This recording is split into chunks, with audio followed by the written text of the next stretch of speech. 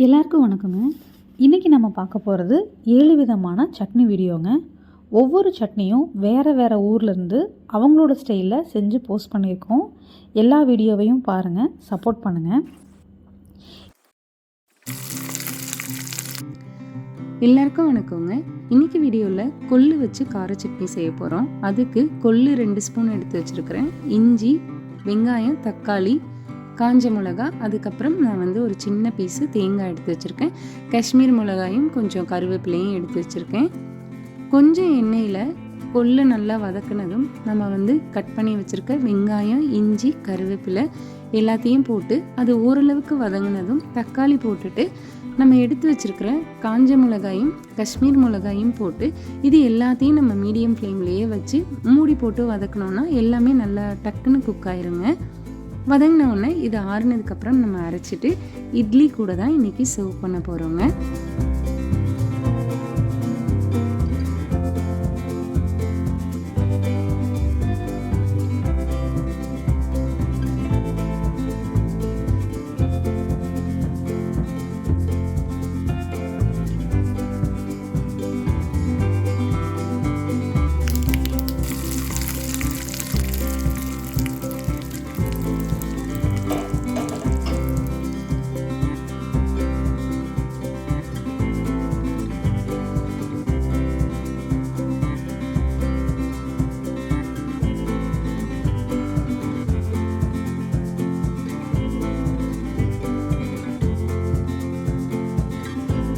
வணக்கம் உறவுகளே. Flakes seat chutney, ஆளி விதை சட்னி செய்யறதுக்கு தேவையான பொருட்கள்: ஃப்ளேக்ஸ் சீட், உப்பு, பெருங்காயத்தூள், கடலைப்பருப்பு, உளுத்தம்பருப்பு, ஊற வச்ச புளி, சிவப்பு காஞ்ச மிளகாய். இப்போ செய்ய ஸ்டார்ட் பண்ணலாம்.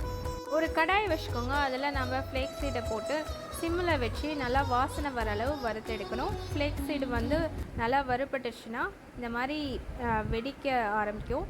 பாருங்கள், பார்த்தீங்களா? இந்த மாதிரி வெடிக்க ஸ்டார்ட் பண்ணோடனே நம்ம கன்சிஸ்டன்சி கரெக்டாக இருக்கும். இப்போ நம்ம ஆஃப் பண்ணிவிட்டு ஒரு பிளேட்டில் ட்ரான்ஸ்ஃபர் பண்ணிடலாம். அடுத்தது ஒரு கடாயை வச்சுக்கோங்க. அதில் கொஞ்சமாக நல்லெண்ணெய் ஊற்றிக்கோங்க. அதில் கடலைப்பருப்பு சேர்த்துக்கோங்க. இதை சிம்மில் வச்சு நல்லா வாசனை வர அளவு வறுத்து எடுத்துக்கோங்க. இது வறுபட்டோடனே அடுத்தது உளுத்தம்பருப்பு இது கூட சேர்த்து அதையும் சிம்மில் வச்சு தான் வறுக்கணும். அப்போ தான் ஈவனாக எல்லாமே வறுபடும், நல்லா வாசனையாகவும் இருக்கும். இது கூடவே உப்பு, பெருங்காயத்தூள் இதெல்லாம் சேர்த்துக்கலாம். இதில் நம்ம சிவப்பு காஞ்ச மிளகாவும் சேர்த்துக்கலாம். இதெல்லாம் நல்லா வதக்கின பிறகு இது கூட ஊற வச்ச புளியும் ஆட் பண்ணிக்கலாம். இப்போ இதெல்லாம் ஒட்டுக்கா நல்லா ஆறின பிறகு போட்டு நம்ம மிக்சியில் அரைக்க வேண்டியதுதான். நான் ஒரு கைப்பிடி கருவேப்பிலை இது கூட ஆட் பண்ணியிருக்கேன்.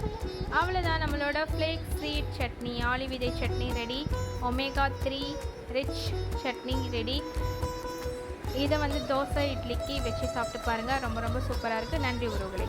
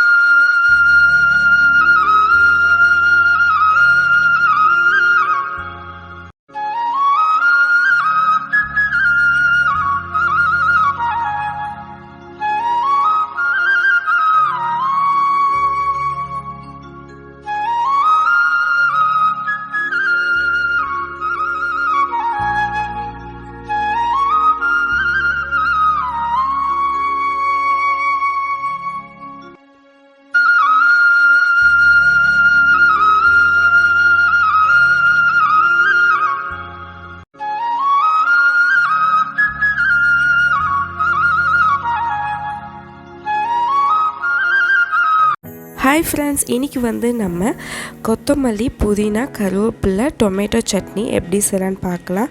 தக்காளி இருக்க ஒயிட் நான் யூஸ் பண்ண மாட்டேன் ஃப்ரெண்ட்ஸ். ஒரு 3 தக்காளி, 3 ஆனியன் நறுக்கி எடுத்து வச்சுக்கிட்டேன். எங்கள் வீட்டு பக்கத்துலேயே கருவேப்பிலை மரம் இருக்குது, ஸோ அதை வாஷ் பண்ணி எடுத்துக்கிட்டேன். புதினாவையும் வாஷ் பண்ணி எடுத்து வச்சுக்கிட்டேன்.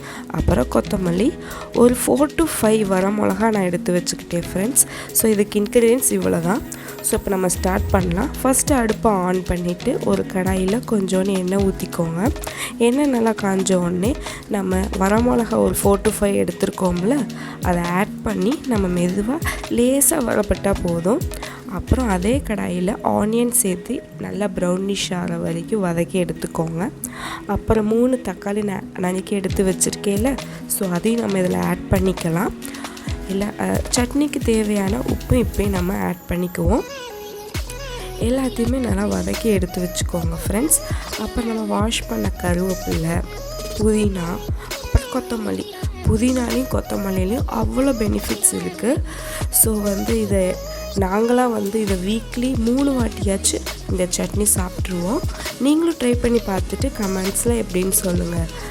எல்லாமே நல்லா வதக்கி முடிச்சாச்சு ஃப்ரெண்ட்ஸ். அப்புறம் முதவே நம்ம வதக்கின வரமிளகாவையும் இதில் ஆட் பண்ணிக்கலாம். சட்னி எல்லாமே ஆறின பிறகு நம்ம இந்த மிக்சியில் போட்டு நம்ம பேஸ்ட் மாதிரி அரைச்சி எடுத்து வச்சுக்கலாம். ஸோ இப்போ நம்ம பேஸ்ட் மாதிரி அரைச்சி எடுத்துக்கிட்டோம். இப்போ லேசாக ஒரு தாளிப்பு போட்டுடலாம் ஃப்ரெண்ட்ஸ். கொஞ்சோண்டு நல்லெண்ணெய் ஊற்றிக்கிட்டு இதுக்கு கடுகு உளுந்த பருப்பு, கருவேப்பிலை போட்டு நம்ம ஒரு தாளிப்பு போட்டாச்சு. ஸோ சூப்பரான எம்மியான coriander mint curry leaf tomato chutney ready. இந்த வீடியோ பிடிச்சிருந்தா சப்ஸ்கிரைப் பண்ணிக்கோங்க. பாய். எல்லாருக்கும் வணக்கங்க. இன்றைக்கி நம்ம பார்க்க போகிறது 7 விதமான சட்னி வீடியோங்க. ஒவ்வொரு சட்னியும் வேறு வேறு ஊர்லேருந்து அவங்களோட ஸ்டைலில் செஞ்சு போஸ்ட் பண்ணியிருக்கோம். எல்லா வீடியோவையும் பாருங்கள், சப்போர்ட் பண்ணுங்கள். இன்றைக்கி நான் பண்ண போகிறது பூண்டு வெங்காய சட்னி. இந்த பூண்டு நம்ம இதயத்துக்கு ரொம்ப ரொம்ப நல்லதுங்க. இந்த பூண்டில் ஆலிசின் அப்படிங்கிற ஒரு கெமிக்கல் இருக்குது. அது நம்ம உடம்புல நைட்ரிக் ஆக்சைடு உற்பத்தியை அதிகரிக்கும். இந்த நைட்ரிக் ஆக்சைடு இரத்த நாளங்களை விரிவடைய செய்யுங்க. ஸோ பிளட் ப்ரெஷரை கண்ட்ரோல் பண்ணும். அது இல்லாமல் எல்டிஎல் கொலஸ்ட்ரால்னு சொல்லக்கூடிய கெட்ட கொழுப்பை ரத்தத்தில் கம்மியாக்குதுங்க. ஸோ இரத்த குழாய் அடைப்பு வராமல் தடுக்கும். ரெகுலராக காலையில் ஒரு பல் பூண்டை தோலோடு சாப்பிடும்போது அதோட பெனிஃபிட் இன்னும் ஜாஸ்தியாகும். ஸோ பூண்டு வெங்காயம் ரெண்டுமே நல்லா வதக்கி எடுத்துகிட்டு தேவையான அளவுக்கு உப்பு சேர்த்துக்கிட்டேன். இது கூட வரமிளகாயும் புளியும் சேர்த்து ஃபஸ்ட்டு மிளகாவை மட்டும் தனியாக மிக்ஸி ஜாரில் போட்டு அரைச்சி எடுத்துக்கிட்டு பூண்டு வெங்காயம் ஆறுனதுக்கப்புறம் அதையும் சேர்த்து மிக்சியில் அரைச்சி எடுத்துக்க போகிறேங்க. ஸோ சட்னி ரெடி ஆகிடுச்சு. அதுக்கு ஒரு தாளிப்பு சேர்த்துக்கலாம். அவ்வளோதாங்க, பூண்டு வெங்காய சட்னி ரெடி ஆகிடுச்சு. தேங்க்யூ ஃபார் வாட்சிங். வணக்கம் உறவுகளை. சீசன் சீட் சட்னி, எள்ளு சட்னி எப்படி செய்யலாம் பார்க்கலாம் வாங்க. தேவையான பொருட்கள்: எள்ளு, உப்பு, சிவப்பு மிளகாய், பச்சை மிளகாய், சின்ன வெங்காயம், பூண்டு, தக்காளி, கொஞ்சமாக கொத்தமல்லி தழை. வாங்க செய்ய ஸ்டார்ட் பண்ணலாம். கடாய் வச்சுக்கோங்க. அதை எள்ளை போட்டு நல்லா வாசனை வர அளவு வறுத்து எடுத்துக்கோங்க. இதை வறுக்கும்போது சிம்மில் வச்சு தான் வறுக்கணும். அப்போ தான் ஈவனாக வறுப்படும். அது நல்லா வறுப்பட்டவுடனே இமீடியட்டாக ஒரு பிளேட்டுக்கு ட்ரான்ஸ்ஃபர் பண்ணிவிடுங்க.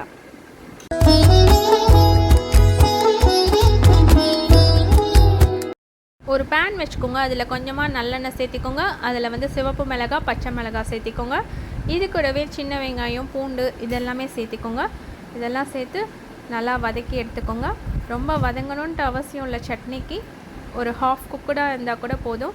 இது கூடவே தக்காளி, உப்பு, பெருங்காயத்தூள் இதெல்லாமே சேர்த்துக்கோங்க. கடைசியாக இறக்கிறதுக்கு முன்னாடி கொஞ்சமாக கொத்தமல்லி தழை சேர்த்துக்கோங்க. அவ்வளோதான். இப்போ நம்ம இதெல்லாம் ஆறின பிறகு ஒட்டுக்காக சேர்த்து நம்ம மிக்ஸி ஜாரில் அரைச்சி எடுக்கிறது தான் நம்மளோட ஒர்க்கு.